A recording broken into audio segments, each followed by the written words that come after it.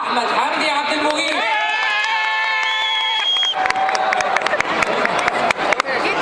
اوقات كتير بتسال نفسك ايه اللي بيخلي البعض في الدراسه يتفوق والبعض التاني ممكن يبذل نفس المجهود وما يحققش نفس النتائج. في حلقه النهارده هنقول لكم عن اهم 10 نصايح هيساعدوك ان انت تتفوق في دراستك. النصيحه الاولى، اوعى تهتم بس بالدراسه. بعد ما تخلص دراستك هتكتشف ان اكتر ناس ناجحين في الواقع العملي هو اللي ما كانوش بيهتموا بس بالدراسه. اثناء فتره الدراسه بتاعتك حاول على قد ما تقدر ان انت يكون ليك انشطه تانيه، سواء انك تشارك في انشطه تطوعيه او انك تشارك في اي بزنس صغير. كل الخبرات ديت هترجح الكفه بتاعتك، لان الاعتماد على الدراسه النظريه بس مش كفايه حتى لو كنت في كليه عمليه فيها بعض الاجزاء التطبيقيه. علشان كده مهم جدا خلال فتره الدراسه ان انت تنغمس في انشطه تانيه تاخد منها خبره هتفيدك جدا في الواقع العملي بعد كده.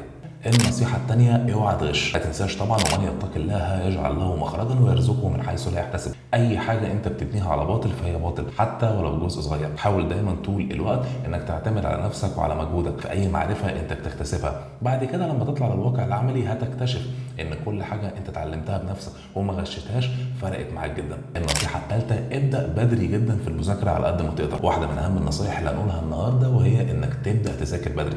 حاول على قد ما تقدر انك تصحى الصبح بدري وتصلي الفجر وتبدا بعدها على طول المذاكره. صدقني هيفرق معاك جدا وهتحس ان انت معاك كذا يوم في يوم واحد، وزي ما دايما كانوا بيقولوا زمان البركه في البكور. فكره انك تبدا اليوم في وقت بيبقى لسه ناس كتير جدا نايمين ولسه اصلا هيقوموا علشان يبداوا وقتهم بتفرق معاك جدا. ممكن خلال 4 5 6 ساعات تلاقي نفسك خلصت كل اللي المفروض تخلصه. ممكن على الظهر تكون مخلص، ولو عندك مذاكره زي شويه ممكن تخلص على العصر. هتحس ان اليوم طويل. ده كمان بيفرق معاك جدا في انك تخصص وقت الانشطه الثانيه اللي احنا اتكلمنا عنها او وقت لنفسك، لان حاجه من الحاجات المهمه وهي ان نفسيتك تكون كويسه. لان مش صح انك تقضي طول الوقت في المذاكره. فكره انك تبدا المذاكره بدري دي بتسمح ليك ان انت تحول اليوم الواحد لاكتر من يوم. ساعتها بس هتحس ان اليوم مش 24 ساعه. كمان فكره الصحيان بدري بتخلي حجم النشاط عندك مختلف، وكمان استعداد العقل لو عودت نفسك على الصحيان بدري بيكون مختلف بشكل كبير. النصيحه الرابعه، حاول دايما ان انت تذاكر بخطه، ما يبقاش الموضوع عشوائي. وانا هنا طبعا مش بتكلم على الجدول اللي بيتسطر ويتحط على الحيطه لمجرد ان احنا نريح ضميرنا. فكره انك تحدد لنفسك جدول تمشي عليه يكون فيه قدر من المرونه هتفرق معاك جدا بعد كده في انك تخلص كل حاجه في وقتها، وكمان يتفضل وقت لاي انشطه ثانيه زي ما اتكلمنا عنها. النصيحه الخامسه، مفيش حاجه اسمها ذاكر مع اصحابي. واحده من اكتر الحاجات اللي انت ممكن تعملها وتضيع وقتك بيها هو انك تربط نفسك في المذاكره بحد تاني. المذاكره دايما بتكون مع نفسك.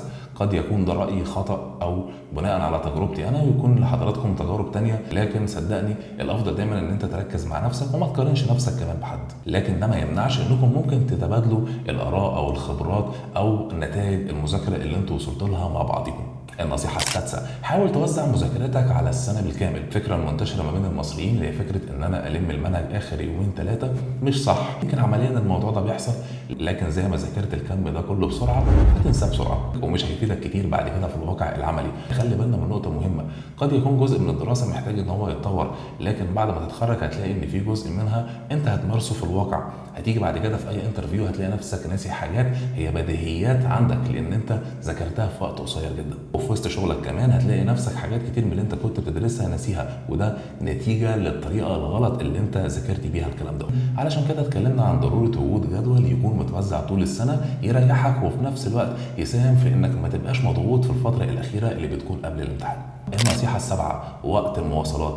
اوعى تفكر ان وقت المواصلات هو وقت ضايع او ان انت ممكن ما تذاكرش فيه او ما تلمش فيه اي حاجه. وقت المواصلات تقدر تستفاد بيه جدا في المذاكره، او على الاقل انك تراجع حاجه كنت مذاكرها قبل كده. اتذكر لما كنت طالب في جامعه القاهره وكان بيبقى عندي اختيار اني اركب المترو او اركب الاتوبيس، كنت بختار ان اركب اتوبيس وابدا اقعد فيه وابدا استفاد بالوقت، الساعه او الساعه ونص اللي انت بتروح فيهم الجامعه والوقت اللي بيرجع فيه كمان من الجامعه. الوقت ده مش شرط انك تستفاد بيه على مستوى المذاكره، ممكن تكون انت ما عندكش قدره انك تذاكر في وسط دوشه او في وسط ناس حواليك، فحاول ان انت برضو على الاقل تستفاد منه، سواء انك تقرا كتب تعمق فكرك بيها شويه او انك تتعلم كورسات اونلاين. واحده من افضل الحاجات اللي احنا بنعيشها في الفتره الاخيره وهو التعليم الاونلاين، وده اللي تقدر من خلال مواقع كتير جدا انك تتعلم كورسات في كل المجالات، سواء في المجال بتاعك او مجالات تانية تساعدك ان انت تكون فاهم فيها بجانب المجال بتاعك. ده طبعا هتلاقيه على مجموعه كبيره من المنصات، واهمهم واشهرهم على مستوى مصر والوطن العربي منصه معارف، المنصه المجانيه اللي بتقدر ان انت تدخل عليها تتعلم كل الكورسز اللي انت ممكن تتخيلها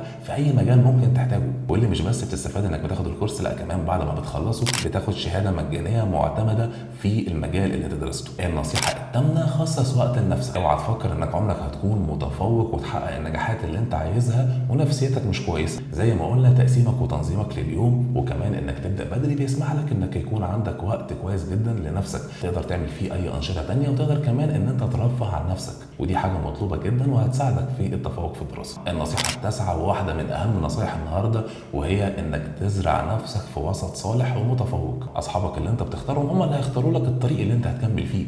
لو انت في وسط اصحاب متفوقين هتلاقي نفسك غصب عنك بتحاول تجاريهم، بتحاول تتفوق زيهم وبتعمل زي ما بيعملوا بالظبط. والعكس صحيح طبعا، لو انت وسط ليهم اهتمامات تانية بعيدة عن المذاكره هتبقى زيهم برضه. الكلام ده طبعا ما بيكونش بس على مستوى الدراسه، كمان بيكون على مستوى الدين. اصحابك دايما بيكونوا دايما شبهك وانت دايما شبههم. الوسط الصالح هيكونوا دايما زي التربه الصالحه اللي هتسمح لك ان انت تنمو وتزدهر اكتر واكتر. النصيحه العاشره والاخيره: كل واحد مننا ليه ظروفه الشخصيه الخاصه بيه. ما تحاولش دايما تقارن نفسك بحد، سواء المذاكره او المستوى اللي وصل. حاول دايما تتفوق وتأدي اللي عليك وتتكل على ربنا. واخيرا، الدراسه مرحله زيها زي اي مرحله نعدي فيها في حياتنا. اوعى تتعامل معاها على انها فتره سيئه زي فترات كتير في حياتنا بنحاول ان احنا نعديها وخلاص، لان في النهايه هتكتشف ان عمرك كله عدى على الفاضي. اثناء رحلتك حاول تستمتع بكل مرحله فيها، لان هي كده كده هتعدي. بالتالي لما تعدي وانت مستمتع بيها غير لما تعدي وهي غصب عنك. فحاول على قد ما تقدر ان انت تستفيد من فتره الدراسه ديت، وانك تخليها خالصه لوجه الله، وتطلع منها كمان بصحبه صالحه تكونوا عون لبعض بعد التخرج ان شاء الله. واخر حاجه برضه هاكد عليك فيها: اوعى تهتم بس بالدراسه. زي ما قلنا في بدايه الحلقه، حاول على قد ما تقدر انك تقسم وقتك ما بين المذاكره وما بين الكورسات وما بين انك تكتسب خبرات وتعمل انشطه سواء تطوعيه او خاصه ببزنس خاص بيك او كتدريب في شركات، بحيث ان انت تستفاد من وقتك وتستفاد من كل حاجه انت بتعدي عليها. القناه هنا ان شاء الله الفتره اللي جايه هتكون خاصه بالتعليم والكتب. اللينك بتاع القناه الثانيه الخاصه بالسفر والاستكشاف هتلاقوه موجود تحت الفيديو، تقدروا تتابعونا عليها. ما تنسوش تتابعونا على الانستجرام كمان.